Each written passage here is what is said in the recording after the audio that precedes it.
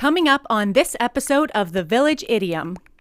Instead of last will and testament, it should be called dead giveaway. Hilarious. Dum dum da da, Village Idiom. Hello. Excuse me. Something in my throat. Let's keep that.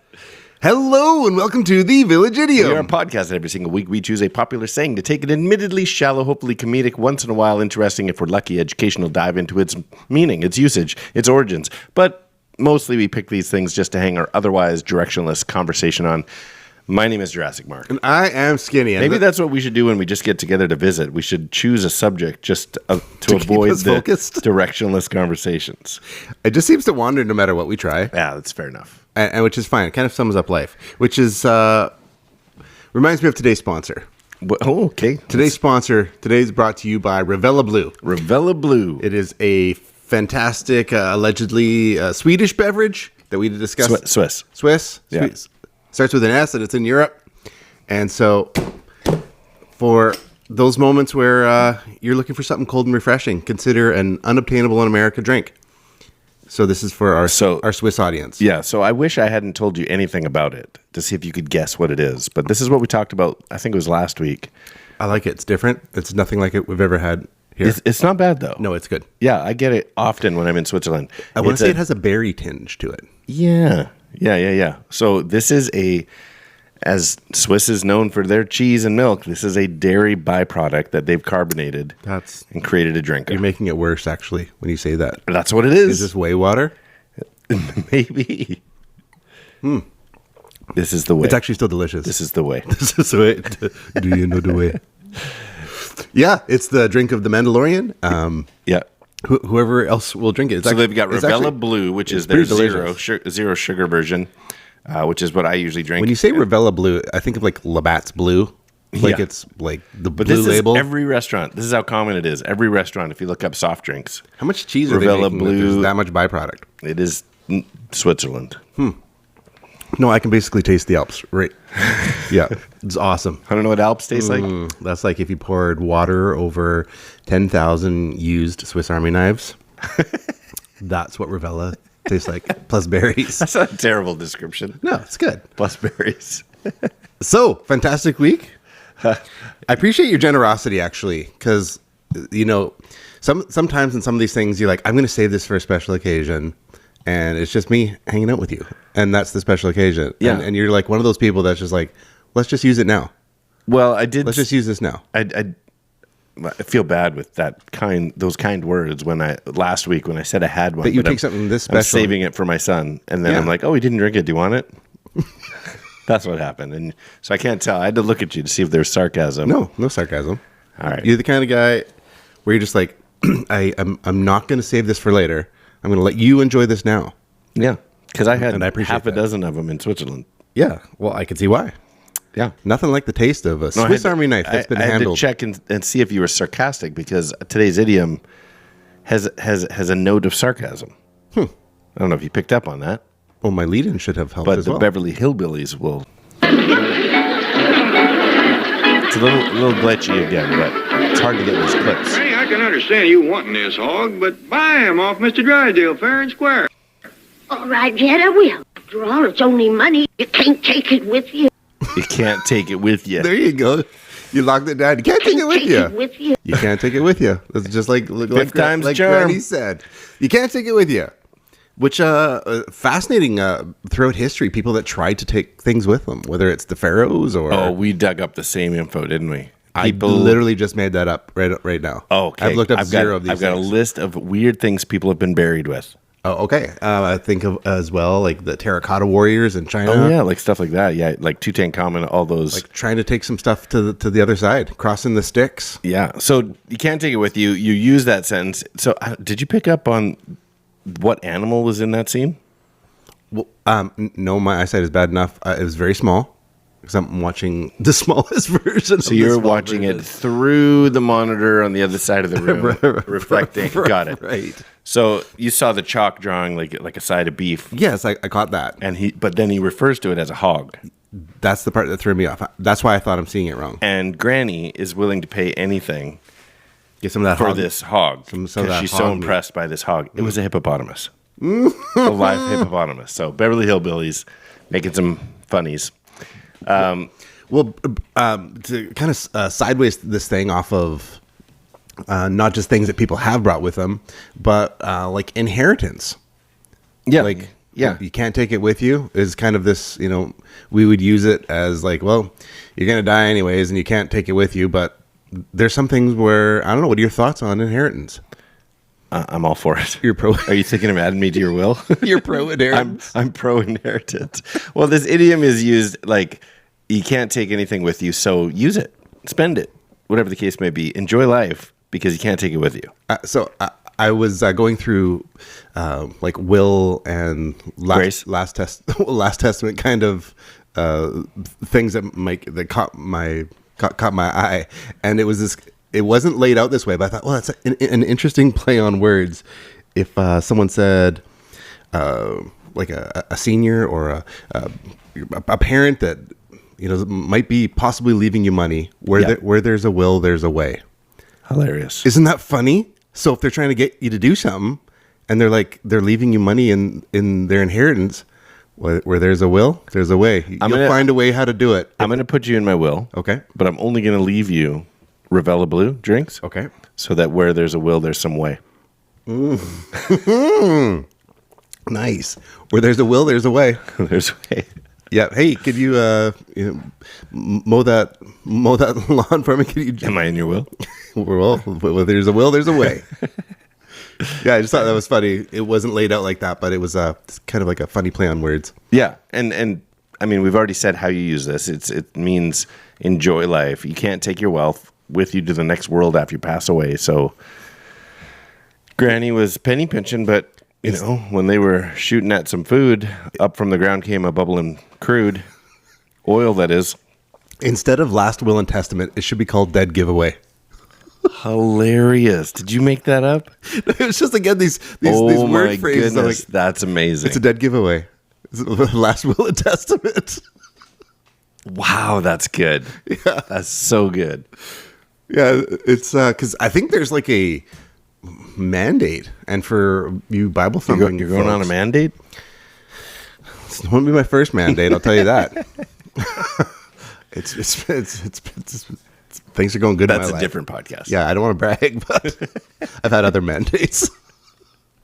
Okay, so it's when this whole aspect of leaving inheritance for the Bible thumping crowd, there's like seeming this like you need to leave some things behind, like all of it, inheritance. Well, you're going to leave it all behind. You mean for your children and grandchildren? Yeah. Why do you say Bible thumpers? Isn't that just our culture in general? Well, no, it's not. No, it's not. What? People so like don't write their kids into their will unless they're Bible thumpers? Is that what you're saying? No, but specifically for like that you need it. So yes, all sorts of people leave things behind, but you're kind of like you're encouraged in the Proverbs to plan ahead, leave an inheritance to your children. Yeah. Because I was curious about what it meant, because the other side of the Bible is like, don't be trapped by worldly things, like don't be trapped by money and like the greed and this sort of thing. So Proverbs 13:22, a good man leaves inheritance to his children's children. Like so you can skip your kids, right? Just leave them behind. Yeah, you did your best with them and whatever they get, but particularly. So the idea of what inheritance are you leaving behind? Yeah. Is it just money, or is it like character, or? Oh, you think it means that kind of stuff? I'm not sure. I think part of it is like if you've got dollars, leave that behind. But also, I mean, this is from let Solomon. Let me finish with this one. Okay, because then it goes on with Jesus specifically saying in Luke, and this is kind of a little more preachier than I was meaning. Someone came to him and was like, tell my brother to give me like part of the inheritance. And the gist of the story boils down in Luke 12, like your eyes are on like the wrong things. So it's not just about out of the abundance that you're giving, but then he goes on to this analogy of like, I'm just going to build up bigger grain houses and store more. And then on this particular night, your life is demanded of you, and you've built this big grain house where people just steal everything. And so building everything on this earth where it's stolen. or corrupted or degrades or gets moth or rust or versus things create an inheritance for your children's children. Yes. And I'm like, man, that's interesting. So it's not just a dollars thing. It's very much not a dollars thing. It can't be dollars only, because I'm a Bible thumper, or at least a Bible believer. And I would suggest that the Bible is true when it applies to every human being. Mm-hmm. And there will always be the poor who can leave nothing behind. Right.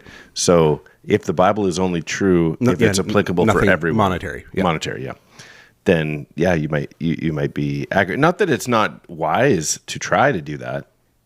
Well, to leave something for your next generation. There's just like, but it's not a command. Kids of kids. It specifically says a good man leaves an inheritance. It doesn't describe what that inheritance is. Yeah, but it says a good man does. Mm-hmm. It doesn't mean you are this is one of the 10 commandments to leave. It's close. It's like 11 at least. Leave something behind. Because it's not, and it's kind of like get your mind off the money parts, which, like, if you have money, pass it along. But there's other aspects, like you say, that apply universally to leave behind. Yeah. Leave an inheritance to your children's children. Yeah. Awesome. Yeah. That's good. Yeah. So when I said I got a list of things that people have been buried with. Just put a hand up if you want to reply to that message. I'll see that. I see that hand. I see that hand. I see that hand. With every eye closed. Okay, continue. If you know, you know. I was going to say when I said I have got a list of people who've been buried with odd things, they're not leaving it behind. Like I think about King Tut and the jewels and gems and gold that was found in his tomb. Like cats, people, cat people. Like that could have that kind of wealth would have gone a long way back then.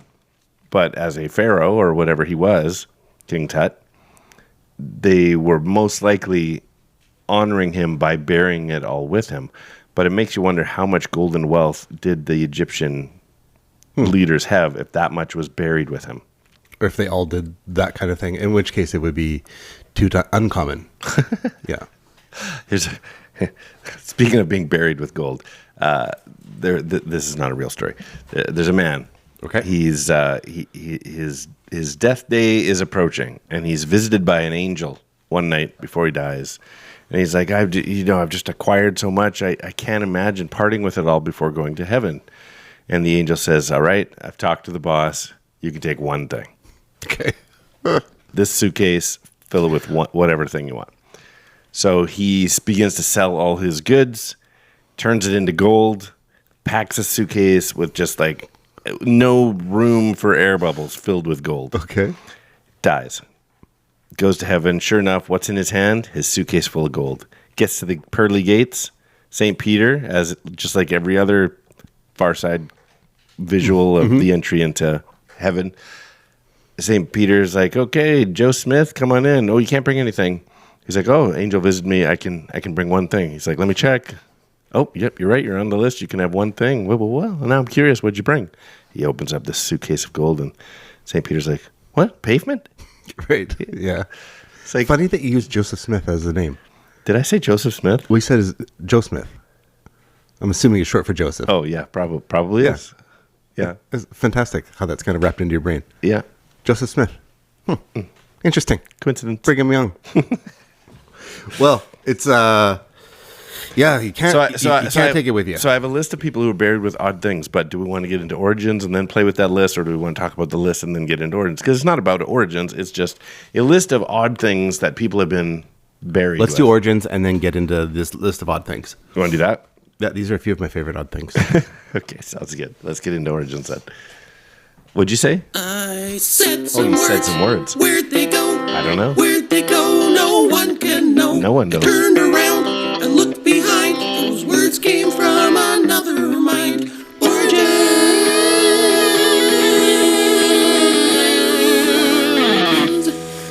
All right, so if it's of temporal value, you may as well enjoy it now because you are not taking it with you wherever you go. So this phrase, most sources say it comes from the early 19th century. Frederick Marryat used it in Masterman Ready, 1841. This is the quote. He was very fond of money, but that they said was all the better, as he could not take it away with them when he died. So, loose, but they say it comes from this 1841.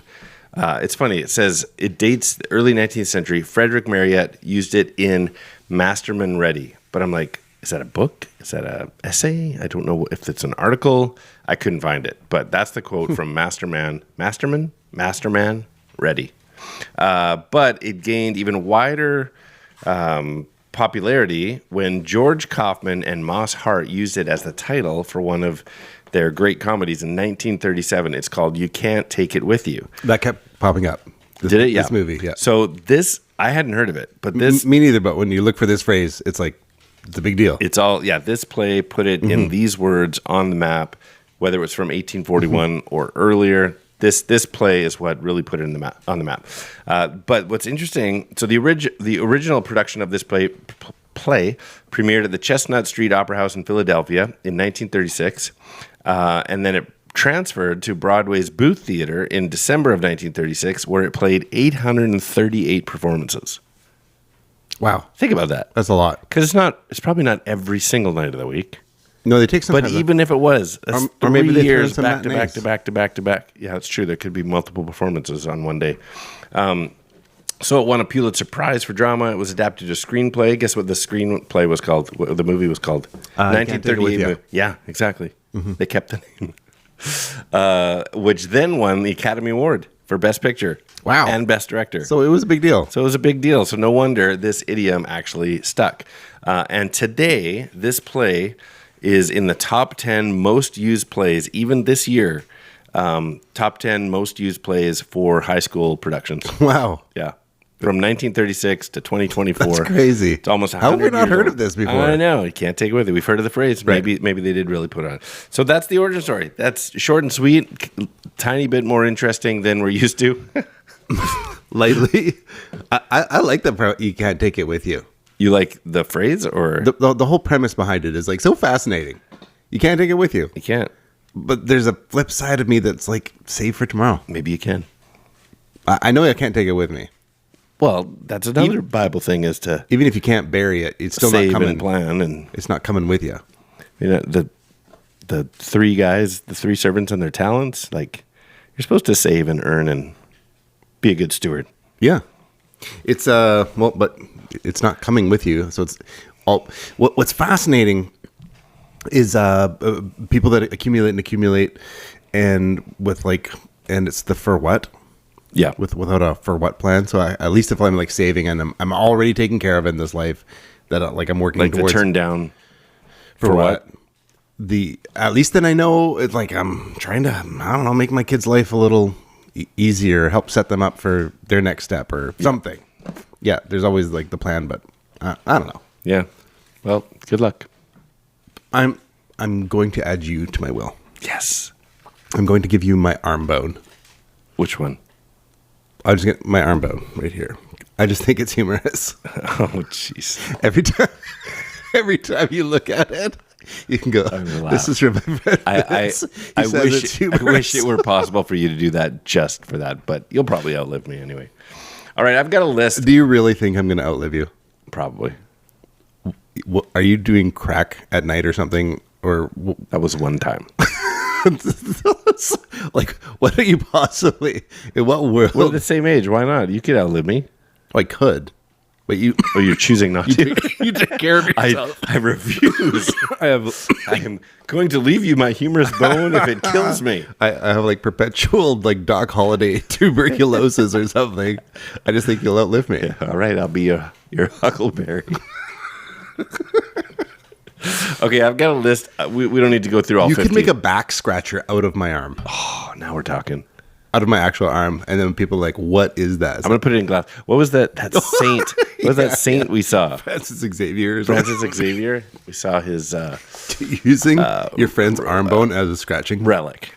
Yeah. Yeah, that'd be great. What are you scratching your back with? Skinny. Why did he give this to you? Yeah, you're right. He was skinny. He thought it would be humorous. You have like a perpetual conversation piece. Totally. Yeah, you're welcome. Village Idiom children, if you want my other arm, Make sure you added a comment. If you want to be added to Skinny's Will, I still have another arm. now's your opportunity. So I've got some names here. Some are names you'll recognize. Okay. Some are strangers to us, but how or what they were buried with is interesting. So we'll start with a no name. So when I found this list, it would say their name, and then it would say actor or, Okay.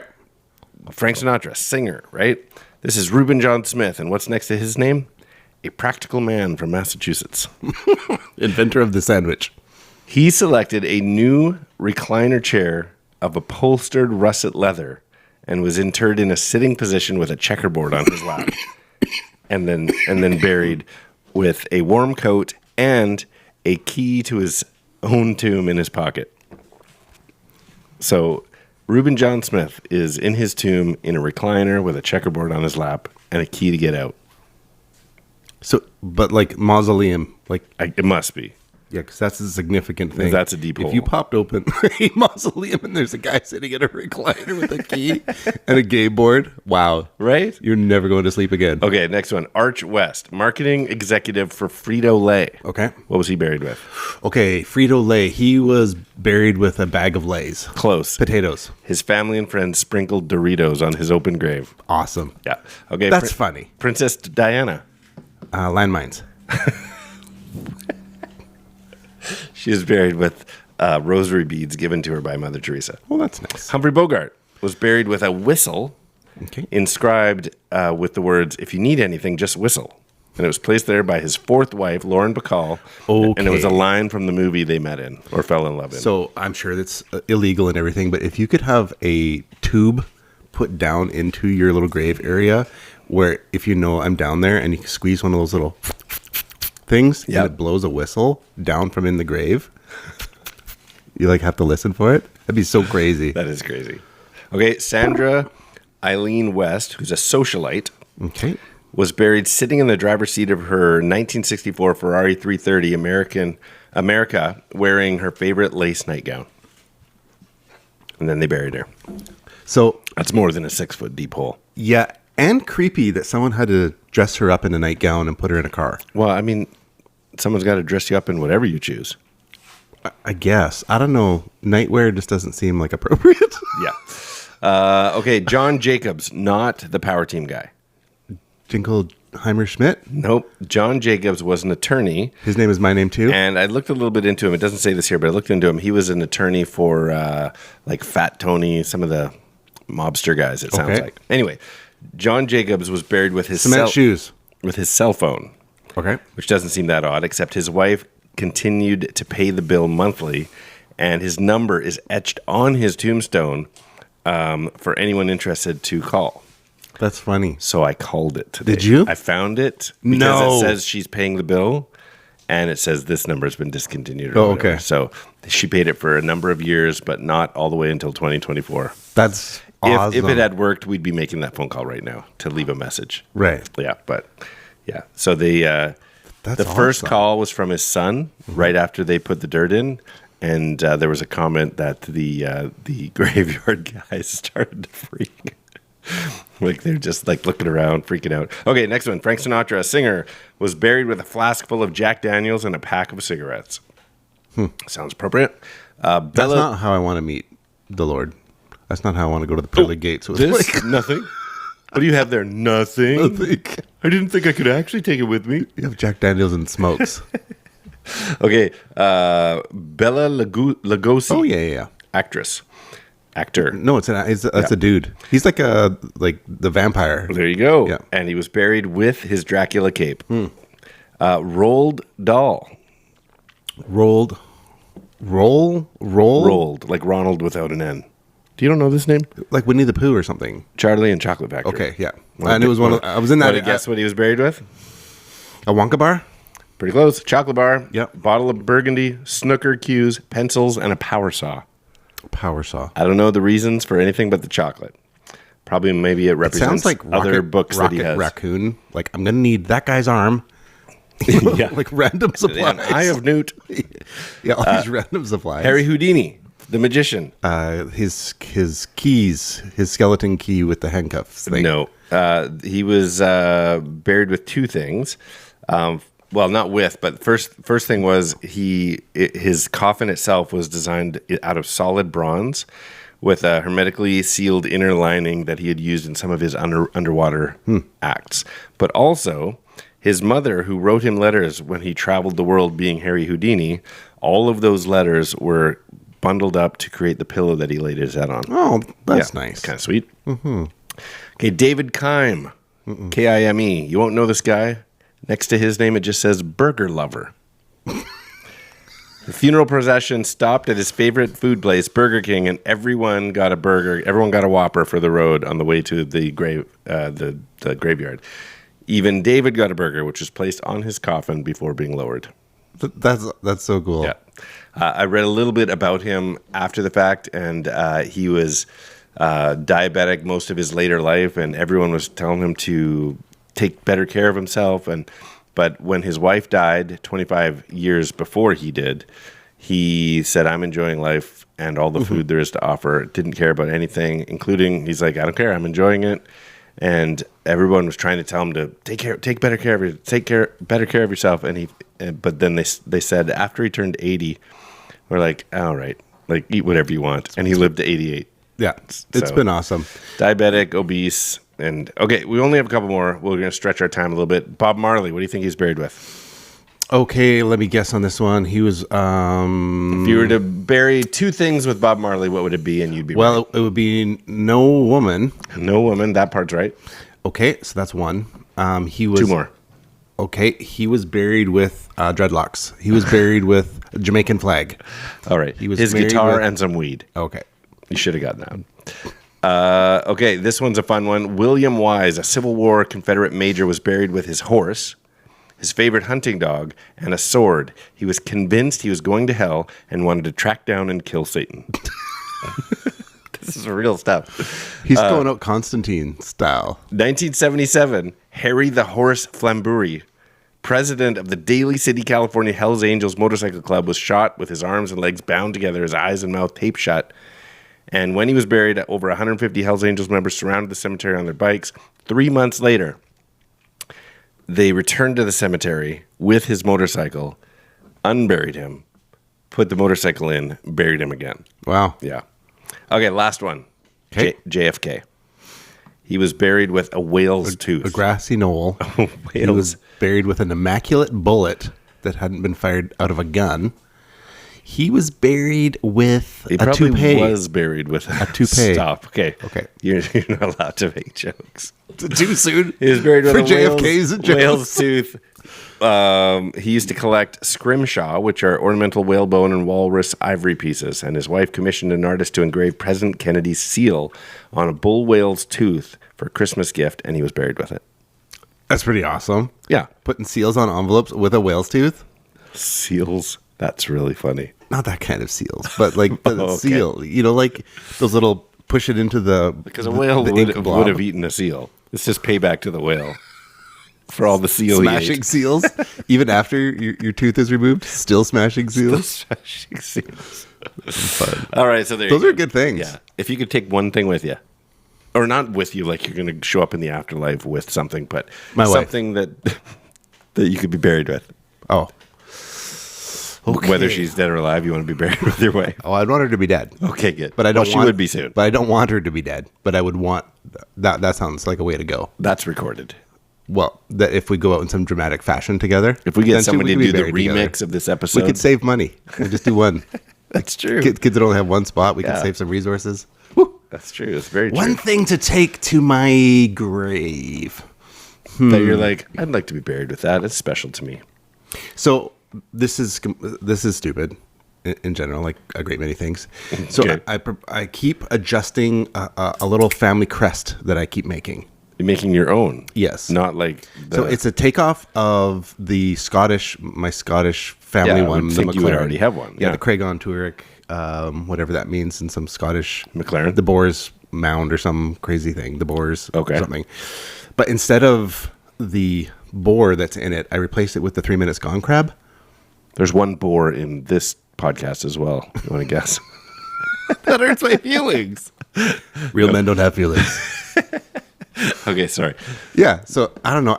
That slapped onto The side on the outside or a whale's tooth? What would I want? Yeah, that's a tough one. What I'd want to take in with me. Yeah. I don't know either. I was thinking about it. I'm like, I don't think I have anything that I own, like a physical object that is so sentimental to me. No, I got nothing. Yeah. I mean, a photo, my kids. Mm-hmm. I don't know. A photo of your kids with me. That'd be awesome. You want a photo of my kids with you? Yeah. Sure. I can arrange that. Oh, he's that got actually one. sounds good. No, I think you're onto something. What did you about all photos of people like in your life? Like just print offs of like hundreds, thousands of people you've been connected to in your life. That's all it. your Facebook friends. Not social media. Okay. But just in actual real life. I shouldn't admit this on air. Okay. Anyways, we should be, oh my goodness, we need to get going. I know. This is should time we just for jump in some with riddle no links. explanation? Yeah. All right. Riddle Link is a game we like to play. It takes a two-part trivia-based question, requires a two-part overlapping answer, overlapped by sound, syllable, word, or words. So, for example, last week, our idiom was water under the bridge, and we left you with this doozy. What's past is in the past, according to Simon and Garfunkel. What's past is in the past, according to Simon and Garfunkel. And there's Leyland, just her left eye, right eye. What's past is in the past, according to Simon and Garfunkel. Our idiom was water under the bridge. What do you got? Water under the bridge over troubled waters. That's it. So the correct answer is not water under the bridge. The correct answer is not bridge over troubled water. The correct answer, if you want to play riddling correctly, is water under the bridge over troubled water. Oh, under the bridge over troubled water. Yeah. Interesting. Under over. Beautiful. Well, I've got a couple prepared. I've got a couple prepared. And so for those on audio, this should be much more straightforward. Okay. The legal document after your death owned by Ryan Reynolds. Okay. The legal document, it's a little longer. Yeah. The legal document after your death owned by Ryan Reynolds. So I wanted to use Dead Giveaway and Deadpool, but that's not working for me. No. Okay, so there's a long... Last Will and Testament. Last Will? No. Last Will and Testament... I don't know. Oh. Is it a movie he's in or something? Okay, so it's the legal document after your death. Does this have to do with his soccer team? Owned by I don't know. Ryan Reynolds. I don't know what that team's Cellular. Called. Oh. Mint Mobile? That's it. Last Will and Testament Mobile? Yes. Okay. Good for I was you. like, give away the Deadpool. No, bring out your Deadpool. Dead Giveaway and Deadpool. That's what I was trying to work. That's funny. Last Will and Testament Mobile. Is that Canadian? Mint Mobile? Yep. Okay. I'm not sure. I've actually never seen an ad for it. I have seen an ad, but I'm like, where's that? Were you What in is America? that? Okay. I don't remember. You got one for me? Yeah, let's see. Okay, sorry. I wasn't looking. How about this one? This guy was buried with a whale's tooth and Colonel Sanders chicken. Okay, go ahead. This guy was buried with a whale's tooth and Colonel Sanders chicken. I love these guys. That's a JFKFC. That's right. Those ones make me laugh. So funny. Okay, so this one has nothing to do with the topic outside of Perfect. Why should it? Okay, but you should be able to get it. Jerry Maguire's famous financial phrase, as Brad Pitt manages in Major League. Why did I know what it is, but why did you choose this one? Just because it has like a financial quality to it and leaving behind. Okay, fair enough. Yeah. Jerry Maguire's famous financial phrase as Brad Pitt manages in Major League. Show me the money ball. Yes. Show me the money ball. Show me the money ball. All right, I got one more. Well, Village Idiom Children, we would love to hear from you on it. Reach out to us on Instagram at the.village.idiom or email us thevillageidiompodcast@gmail.com, or whether it's the Facebook, the YouTubes, or the X at 3 Minutes Gone. Here it is. Today's idiom is what one is unable to transport to the afterlife. Today's idiom is what one is unable to transport to the afterlife. And that is 3 Minutes Gone. It is. It is. That's actually like 33 minutes gone. Sorry about that. Yeah. Extra exercise to you today. Listen to this podcast do you think people you just are stuck in stop at traffic. 30 minutes? They're like, nope, I would commit to 30 minutes. I'm thinking they might. Or do you think they just fast forward to, do you think they just fast forward to riddle links and not listen to the rest in the first place? The first 5 minutes and then the riddlings? Yeah, exactly. Funny. Who knows? Well, We're glad you, for those of you who stuck out the whole thing, we're glad you did. Yeah. Today's full of tech wonders. Here. I'm Skinny. Listen, you're always just rushing me. Okay, honey. I told you we were leaving earlier. I thought you would prepare. I'm Jurassic Mark. These are the Village Idioms. These sure are. No, you can't take it with you. No, you can't. Is that a nice ending? Fellas, I reckon that went pretty well, don't you think? The last 3 minutes gone.